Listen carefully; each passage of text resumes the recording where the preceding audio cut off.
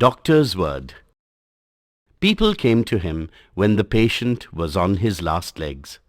Dr. Raman often burst out, "Why couldn't you have come a day earlier?" The reason was obvious. Visiting fee 25 rupees. And more than that, people liked to shirk the fact that the time had come to call in Dr. Raman. For them, there was something ominous in the very association. As a result, when the big man came on the scene, it was always a quick decision, one way or another. There was no scope or time for any kind of wavering or whitewashing. Long years of practice of this kind had bred in the doctor a certain curt truthfulness. For that very reason, his opinion was valued. He was not a mere doctor expressing an opinion, but a judge pronouncing a verdict. The patient's life hung on his words. This never unduly worried Dr. Raman. He never believed that agreeable words ever saved lives. He did not think it was any of his business to provide unnecessary hope when, as a matter of course, nature would tell them the truth in a few hours. However, when he glimpsed the faintest sign of hope, he rolled up his sleeve and stepped into the arena. It might be hours or days, but he never withdrew till he wrested the prize from Yama's hands. Today, standing over a bed, the doctor felt that he himself needed someone to tell him soothing lies. He mopped his brow with his handkerchief and sat down in the chair beside the bed. On the bed lay his dearest friend in the world, Gopal. They had known each other for 40 years now, starting with their kindergarten days. They could not, of course, meet as much as they wanted, each being wrapped in his own family and profession. Occasionally on a Sunday, Gopal would walk into the consulting room and wait patiently in a corner till the doctor was free. Then they would dine together, see a picture, and talk of each other's lives and activities. It was a classic friendship, standing over untouched by changing times, circumstances, and activities. In his busy round of work, Dr. Raman had not noticed that Gopal had not called in for over 3 months now. He just remembered it when he saw Gopal's son sitting on a bench in the consulting hall one crowded morning. Dr. Raman could not talk to him for about an hour. When he got up and was about to pass on to the operation room, he called up the young man and asked, "What brings you here?" The youth was nervous and shy. "Mother sent me here." "What can I do for you?" "Father is ill." It was an operation day, and he was not free till 3 in the afternoon. He rushed off straight from the clinic to his friend's house in Lawley Extension. Gopal lay in his bed, as if in sleep. The doctor stood over him and asked Gopal's wife, "How long has he been in bed?" "A month and a half, doctor." "Who is attending him?" "A doctor in the next street. He comes down once in 3 days and gives him medicine." "What is his name?" He had never heard of him. "Someone you don't know?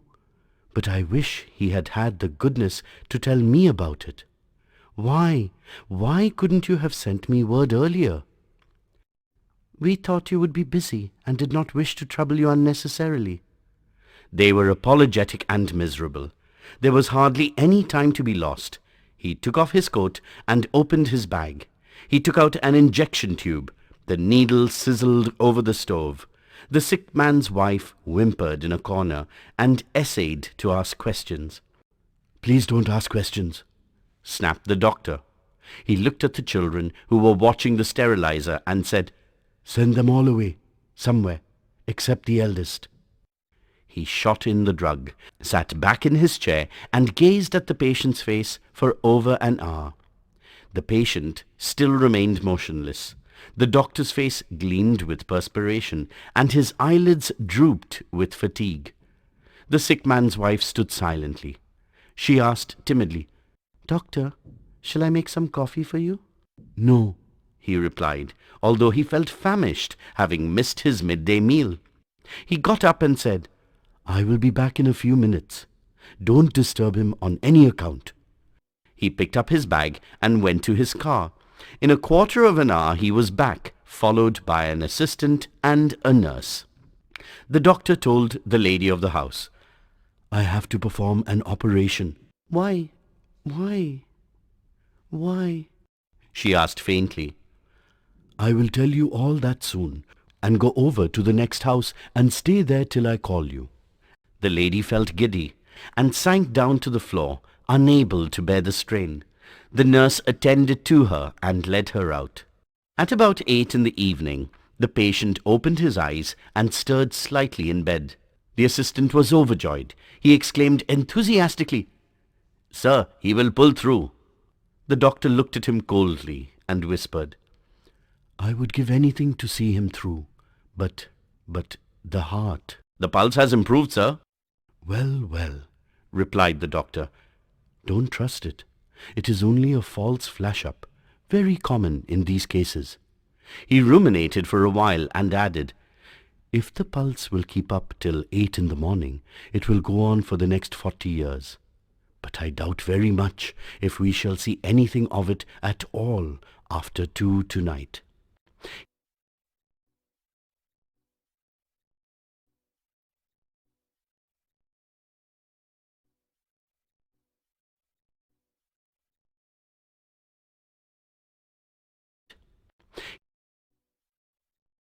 He sent away the assistant and sat beside the patient.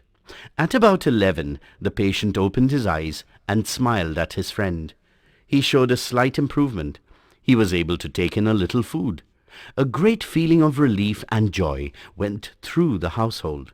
They swarmed around the doctor and poured out their gratitude. He sat in his seat beside the bed, gazing sternly at the patient's face, hardly showing any signs of hearing what they were saying to him. The sick man's wife asked, "Is he now out of danger?" Without turning his head, the doctor said, "Give glucose and brandy every 40 minutes. A couple of spoons will do." The lady went away to the kitchen. She felt restless. She felt she must know the truth, whatever it was. Why was the great man so evasive? The suspense was unbearable. Perhaps he could not speak so near the patient's bed. She beckoned to him from the kitchen doorway. The doctor rose and went over. She asked, "What about him now? How is he?" The doctor bit his lip and replied, looking at the floor, "Don't get excited. Unless you must know about it, don't ask now." Her eyes opened wide in terror. She clasped her hands together and implored, "Tell me the truth." The doctor replied, "I would rather not talk to you now." He turned around and went back to his chair. A terrible wailing shot through the still house. The patient stirred. The doctor got up again, went over to the kitchen door, drew it in securely, and shut off the wail.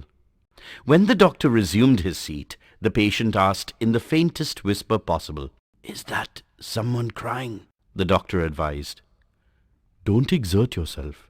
You mustn't talk." He felt the pulse. It was already agitated by the exertion. The patient asked, "Am I going? Don't hide it from me." The doctor made a deprecating noise and sat back in his chair. He had never faced a situation like this.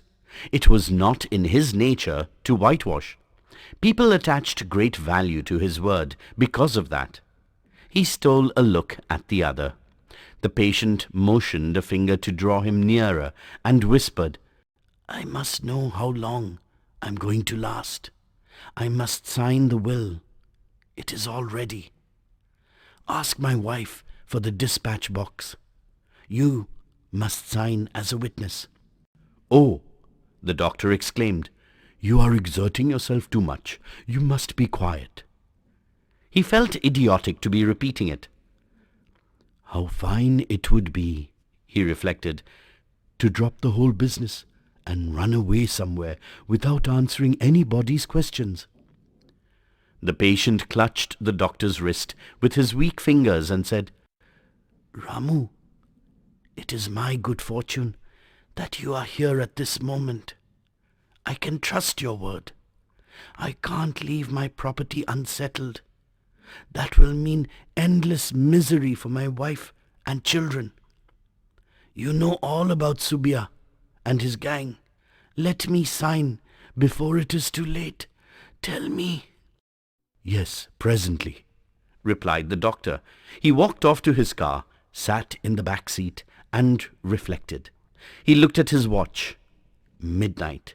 If the will was to be signed, it must be signed within the next 2 hours or never. He could not be responsible for a mess there.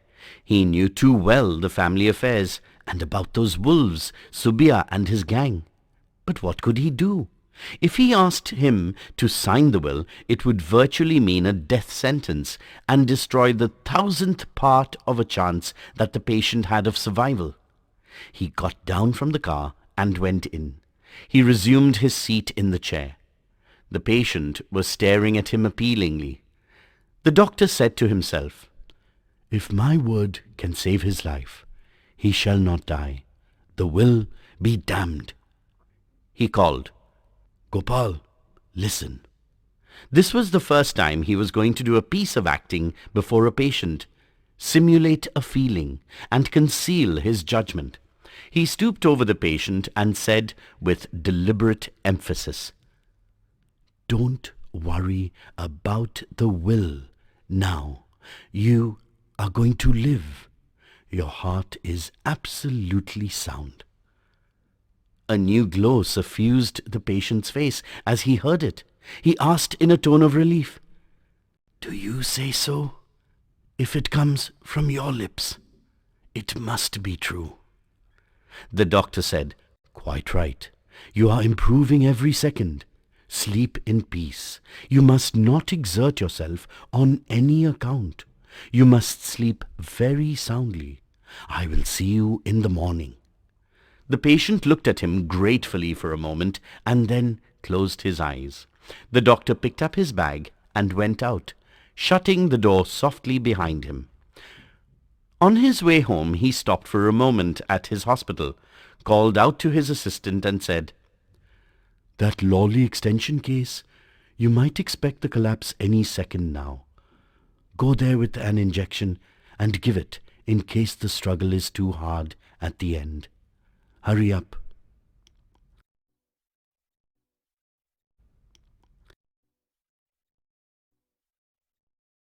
Next morning he was back at Lawley Extension at 10.